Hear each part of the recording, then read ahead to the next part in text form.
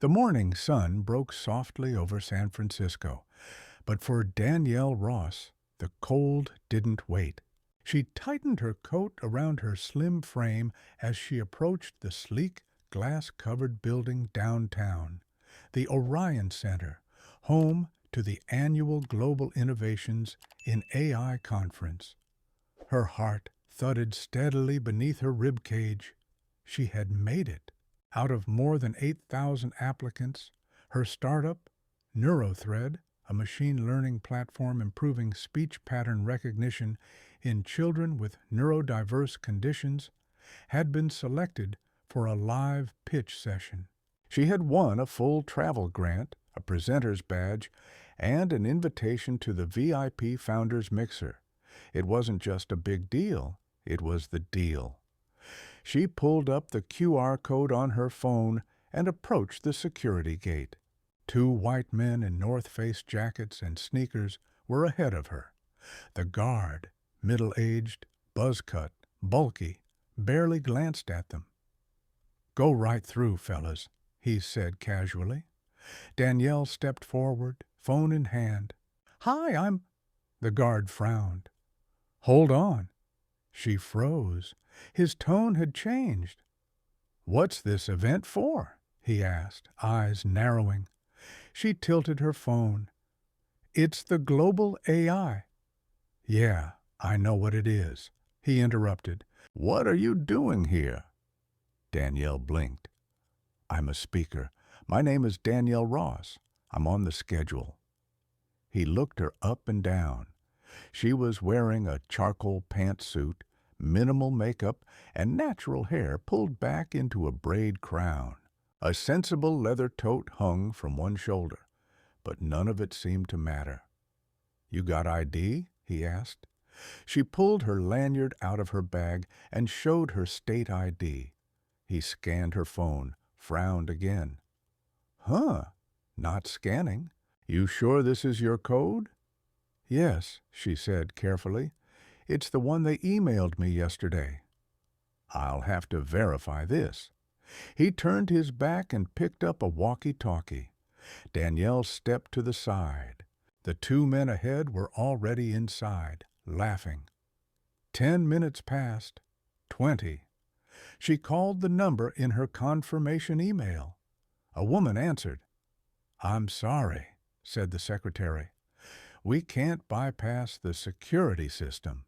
If your badge didn't scan, it may be invalid." "But I got the official invite. My name's on the program. You can Google it right now." "I understand, but rules are rules. I'll log a note and see if someone can assist." Click. 38 minutes. Danielle's fingers were numb. She turned to leave. And that's when the black Tesla Model X glided to the curb. Out stepped a man in a slate suit, tall, silver-bearded, composed like someone who never needed to hurry. Nathan Grayson. Her eyes widened slightly. She recognized him instantly. Tech legend. Co-founder of Verity Systems, the company behind half the AI infrastructure used in U.S. healthcare and education. Net worth, $14 billion, keynote speaker for the conference. The guard straightened. "Mr. Grayson, sir." But Nathan was already staring at Danielle. "Why isn't she inside?" the guard stammered. "There was an issue with the badge. We didn't want to take any risks."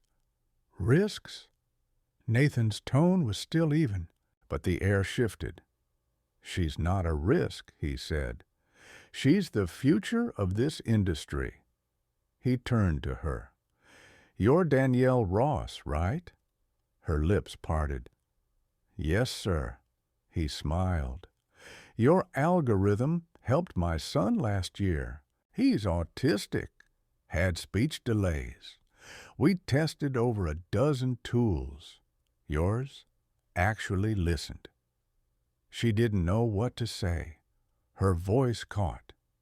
He reached out. "Let's go." He led her past the stunned guard, through the VIP entrance, scanning his own badge and hers with his executive override. 10 minutes later, Danielle stood backstage, headset in place, clutching her demo clicker. The event manager rushed over. "We're so sorry, Ms. Ross. There was a technical glitch. We've expedited everything. You're on in 2. She nodded once.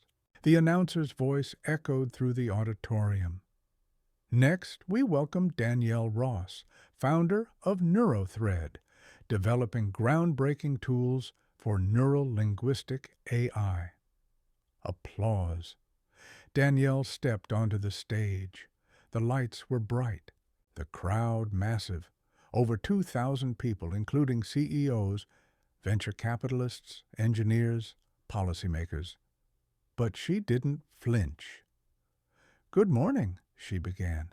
"Before I talk about code, I want to talk about listening, about the power of being heard when your voice doesn't follow expected patterns." Her voice was clear, calm, controlled. Behind her, slides showed live demos of NeuroThread's AI reading and interpreting complex speech rhythms from autistic children. Feedback loops, predictive corrections, real-time improvements. Applause rose. Then came the final slide. Technology isn't neutral. It reflects who is allowed to create it. The room fell into an attentive hush. "I didn't always think I'd stand on a stage like this," she said. "Sometimes the hardest code to crack is not in software, but in systems, in assumptions, in locked doors." Then she stepped back. Applause. Then standing applause. Then a wave of it. She stepped off stage, stunned, as reporters, organizers, and attendees buzzed around her. And then Nathan Grayson took the stage again, but this time he went off script. "I want to say something," he said, motioning toward the wings where Danielle had just exited. "That woman you just heard from, she's building the future. She's not asking permission, and neither am I." He paused. "I'm investing $10 million in NeuroThread." Gasps, whispers, phones recording, because not all doors open automatically. But brilliance doesn't wait to be invited. And we, all of us, are better off when we stop mistaking access for merit. Afterward, media swarmed. Forbes, the engineer who was turned away, then funded by a billionaire. CNN, Nathan Grayson calls out, gatekeeping at tech conference. MIT Tech Review, Danielle Ross, designing AI that actually hears you. The event organizers issued a public apology within hours. The security firm released a statement the next day. "The guard in question has been removed from our team." But Danielle didn't spend her energy on vengeance. She spent it building. Back in Seattle, her team tripled in size. Her inbox flooded with messages from women and black engineers across the country. People who had also waited at locked doors. She answered every message she could. One night, after a long coding session, she sat at her kitchen table sketching names for the initiative she wanted to launch. A grant program, a mentorship platform, a network for people like her. She wrote 2 words across the top of a page: first entry. The first few weeks after the conference passed in a blur. Danielle Ross woke every day to a flood of notifications, emails, tags, DMs, news alerts. People from around the world were reaching out. Tech recruiters, journalists, parents, graduate students, educators, venture firms, and strangers who'd simply seen the clip of her walking into the Orion Center with Nathan Grayson. Some offered congratulations, others offered partnerships, and a few, more than a few, offered warnings. Don't get political. You got your money? Don't push the agenda too hard. Stay grateful. Danielle read every message, but she answered only the ones that felt grounded in truth. She wasn't here to be a symbol. She was here to build. And so, 2 weeks after her pitch, while NeuroThread's valuation soared and journalists still hounded her for follow-ups, she quietly registered a nonprofit, First Entry Foundation. The name came from that moment, standing outside a building she had earned the right to enter, being told she didn't belong. It came from every black girl who'd been mistaken for support staff, every woman founder assumed to be the assistant, every young engineer whose badge got lost in the system. The mission was simple: fund, mentor, connect. Give underestimated tech talent the boost they deserve. Not charity, but access. The seed money came from Nathan. They sat across from each other in a quiet Oakland cafe. No PR teams, no formal pitch. I don't want it to be about me, Danielle said. No glossy gala launches, no billionaire photo ops. Nathan nodded. Good. I want it to be about you and them. He wired $2 million that week, not as a donation, but as an endowment. Use it how you need to. Hire staff. Build the model. Don't wait for permission. Danielle smiled, but only slightly. I've stopped doing that. The backlash arrived soon after. A tech blog posted an anonymous op-ed titled "The Merit Illusion: Why DEI Funding Threatens Real Innovation." It didn't name Danielle, but it didn't have to. Phrases like preferential capital and diversity darlings made their target clear. Danielle printed it, highlighted the most insidious lines, then taped it to the inside of her office cabinet, not for vengeance, for clarity. These are the voices I'm working against, she told her team, not just one person. A system that teaches people to fear what they don't control. Within 6 months, First Entry had done the impossible. They awarded 20 micro grants to early-stage founders of color in STEM, built an advisory board of engineers, ethicists, and educators, and launched a mentorship exchange between underrepresented CS students and senior software engineers across 10 major companies, including Verity Systems.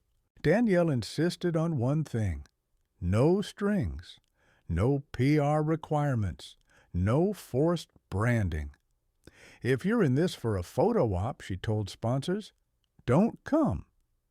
That scared off some, but it earned her the respect of others, including senior engineers like Mira Patil from Cloudplex and Winston Gao from Bytewall, who signed on pro bono. This is what I wish existed when I started out, Mira told her. Instead, I had YouTube and bad coffee and white guys explaining Python to me like I was 12. Danielle laughed. Welcome to the club. Meanwhile, NeuroThread kept growing. Danielle now led 2 teams, one building product, the other building pathways. Investors circled, but she held the line. We grow at our own pace. We don't burn out for speed. Nathan respected that. He stayed involved, but always in the background. When Forbes invited them to do a joint feature, he declined.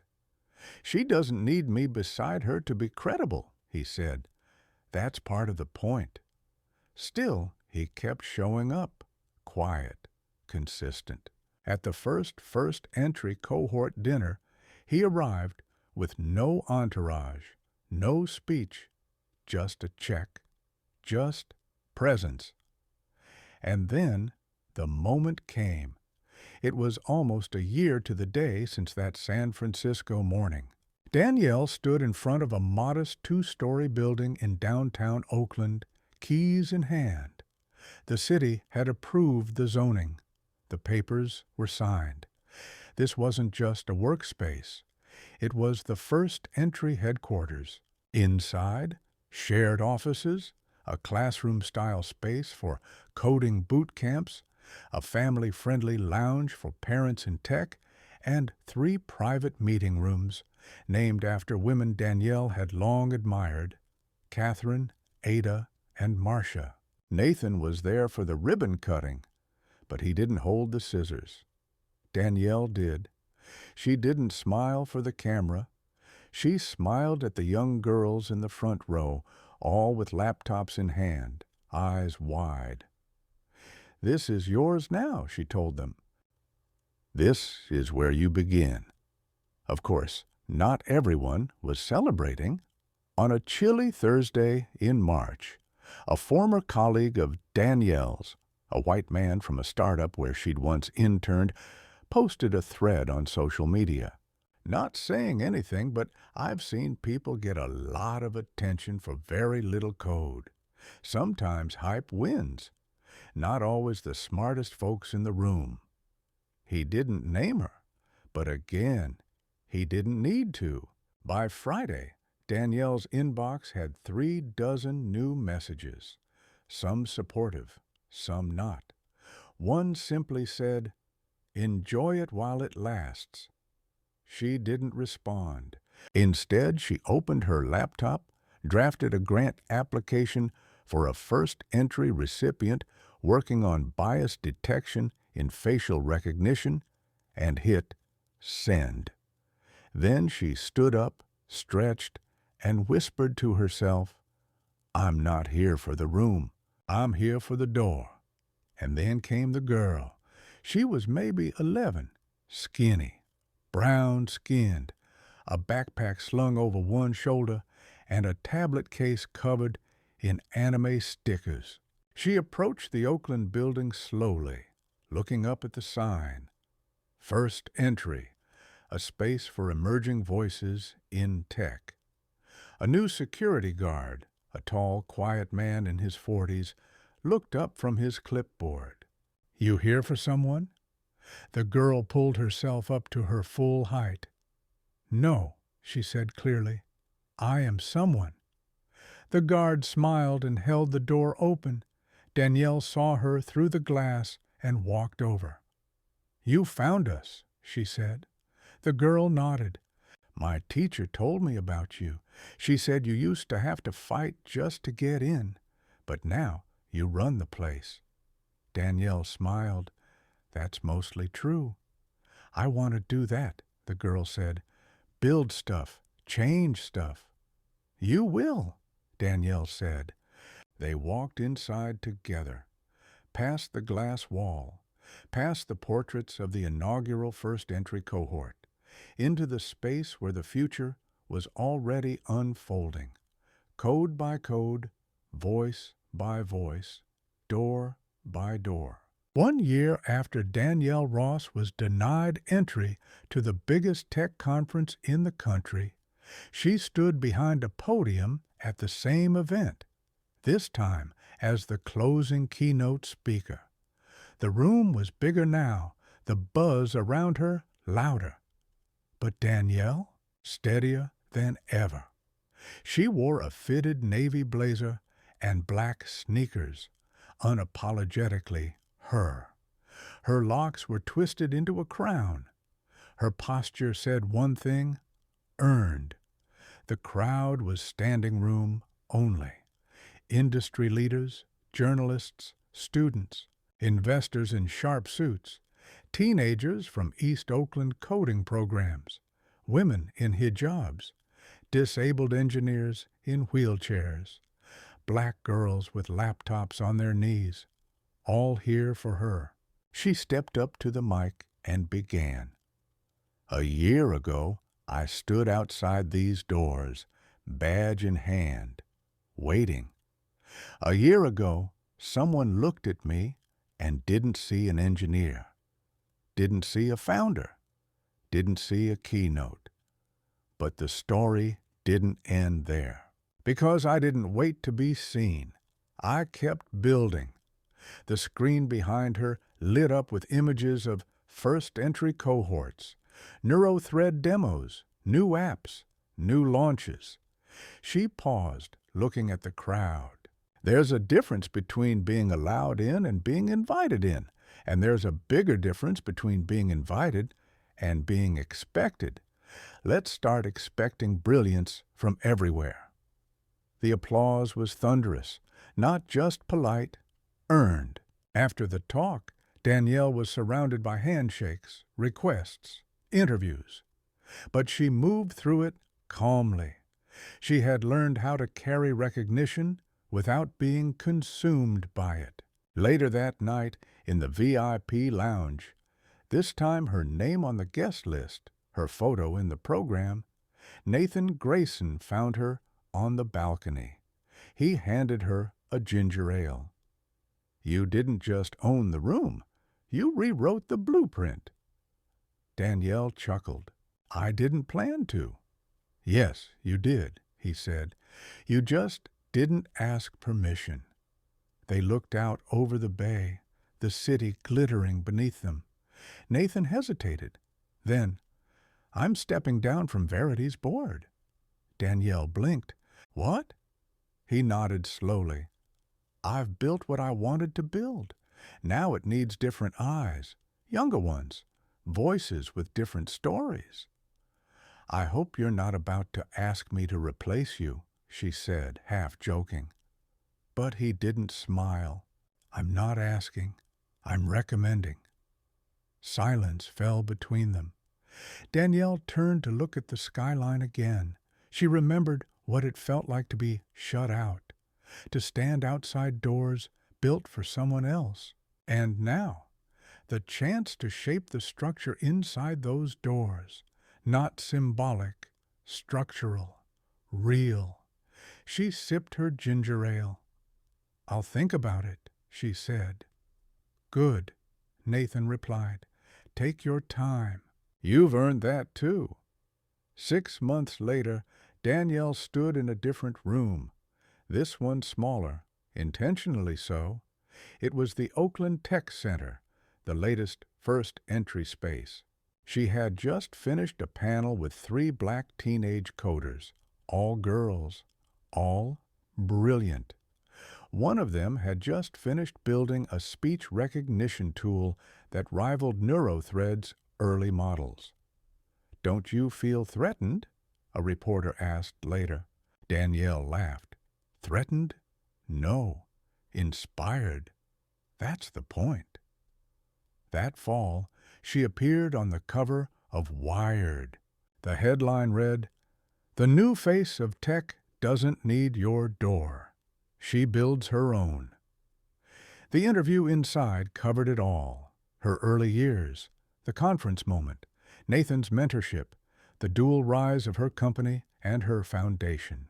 But when the reporter asked how she defined success, she gave a quiet answer. Success is when I don't have to explain why I belong in the room.